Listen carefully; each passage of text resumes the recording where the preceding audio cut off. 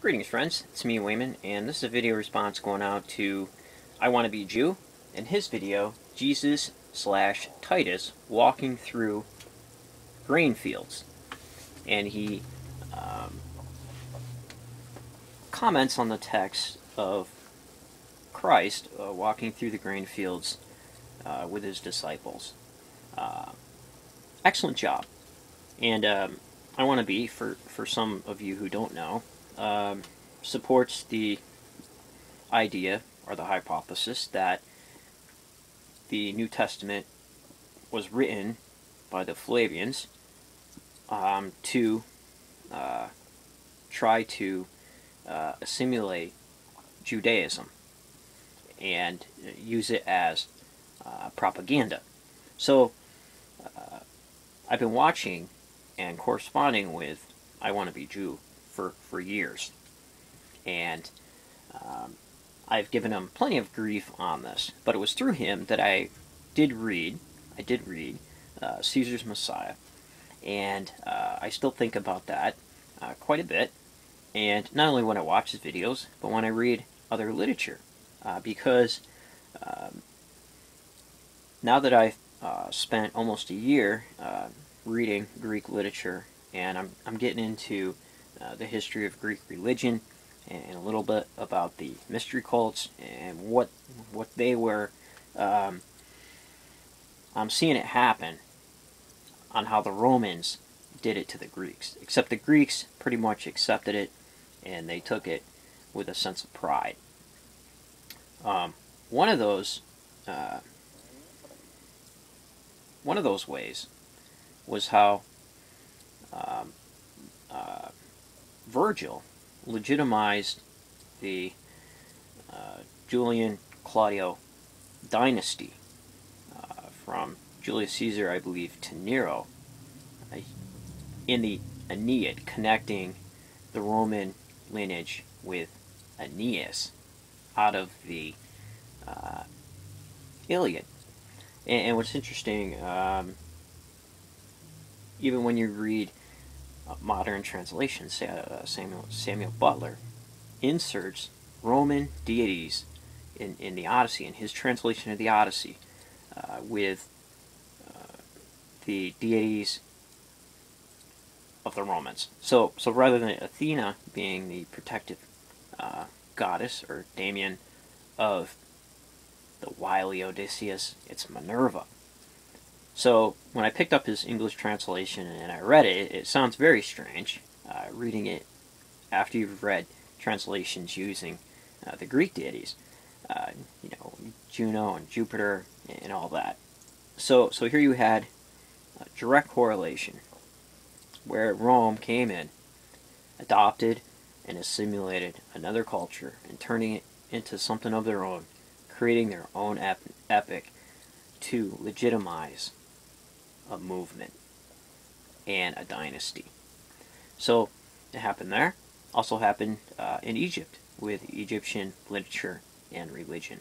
A lot of those cultic practices were adopted, and Egypt under Roman rule became the breadbasket of the Roman Empire. And when the Muslims came in and liberated Egypt from the Romans, they were happy to get rid of them. That's why it's an Islamic country, because they're like, hey, we don't care who comes in. We get to keep all of our resources here. Sure, we'll sign up. Where do we sign?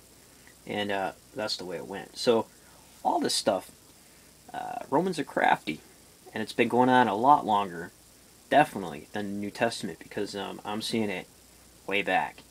And very interesting indeed. So I think that also I wanted to comment on the idea of the mix-up between wheat and corn.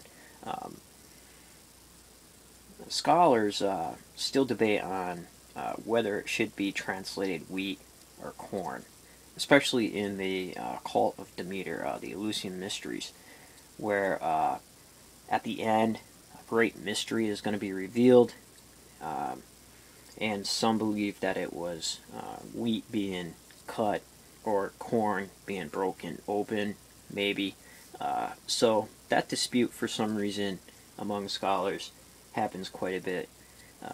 I want to be mentions the whole thing in his video, but you know, I see it showing up among scholars of Greek religion where they run into that. So it probably has something to do with the translation of the word. I don't know Greek, so I wouldn't know anything about that. But I when studying the Eleusinian mysteries and the cult of Demeter and Persephone, definitely different scholars translate that differently. Some as wheat and some as corn. So I just wanted to throw that out there.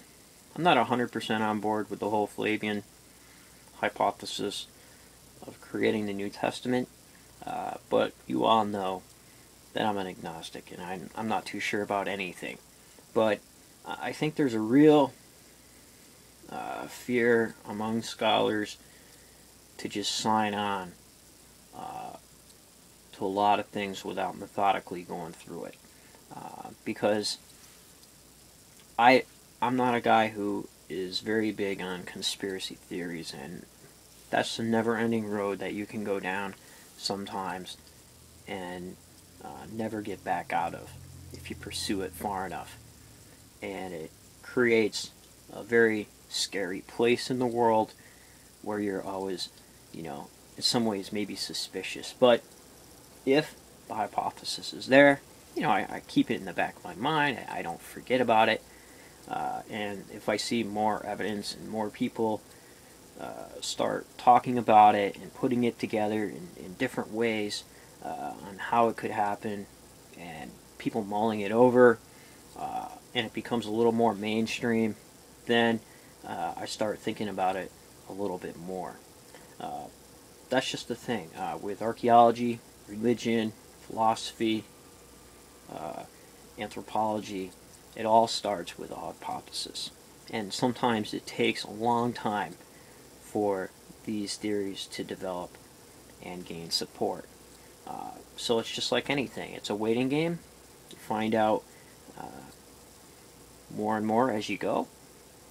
You find out maybe that you were wrong before and need to change your ideas, accept new ideas, but it all starts definitely with the hypothesis. So, excellent job, I want to be.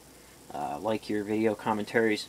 Sometimes I receive flack, why you watching that guy, but you're always dead on about the Tanakh and biblical literature. That's why I watch you. You have some really good commentary, so it's alright to be on the edge sometimes. Definitely I'm like that at some point. So, excellent video. Be well, and remember there's no such thing as pure culture, and if everybody's thinking alike, then somebody isn't thinking.